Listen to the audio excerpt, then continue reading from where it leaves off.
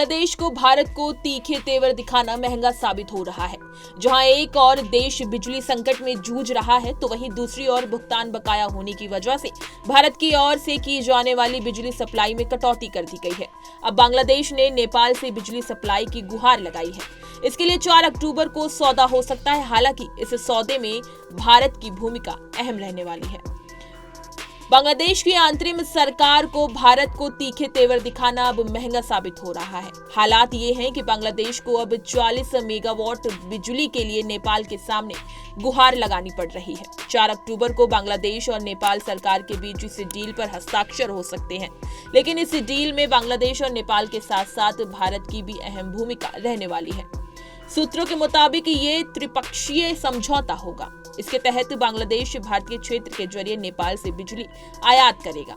बांग्लादेश का एक प्रतिनिधिमंडल नेपाल पहुंच चुका है, जहां 40 मेगावाट बिजली आयात करने के लिए एक सौदा होना है। पावर डिवीजन के वरिष्ठ सचिव हबीबुर रहमान के नेतृत्व में 8 सदस्यीय टीम 4 अक्टूबर को बिजली सप्लाई डील पर हस्ताक्षर कर सकती है। सूत्रों के मुताबिक से ये समझा जा रहा है कि तीनों देशों के बीच ये समझौता होगा और साथ ही इसमें नई दिल्ली की भूमिका काफी अहम होने वाली है, क्योंकि बांग्लादेश को बिजली सप्लाई भारतीय क्षेत्रों के माध्यम से किया जाएगा।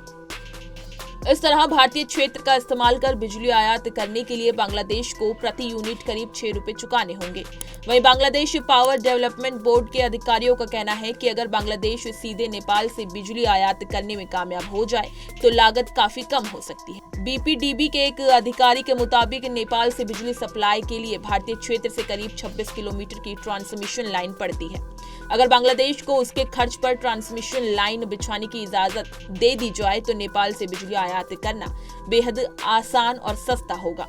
बांग्लादेश में तख्ता पलट के बाद आई अंतरिम सरकार लगातार भारत को तीखे तेवर दिखा रही है, लेकिन पड़ोसी मुल्क की हालत ऐसी है कि अगर भारत मुंह मोड़ ले तो गंभीर आर्थिक संकट उत्पन्न हो जाएंगे। दरअसल बांग्लादेश की सरकार और भारत के अडानी पावर के बीच 2017 में 25 साल के लिए बिजली सप्लाई का सौदा हुआ था, लेकिन जुलाई तक बांग्लादेश सरकार पर करीब 800 मिलियन का भुगतान बकाया हो गया।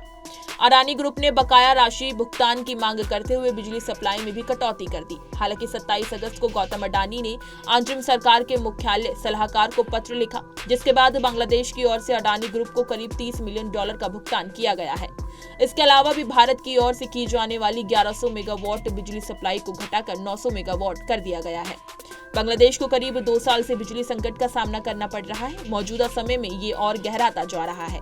गांव में जहां 19-19 घंटे तो शहरों में 5-5 घंटे की कटौती करनी पड़ रही है। इससे बांग्लादेश के उद्योग भी खासे प्रभावित हो रहे हैं।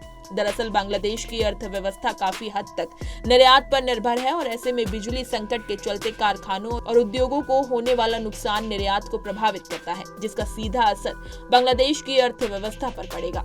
इसी तरह की तमाम खबरें और अन्य अपडेट्स के लिए बने रहिए हमारे साथ और देखते रहिए punjabkesari.com।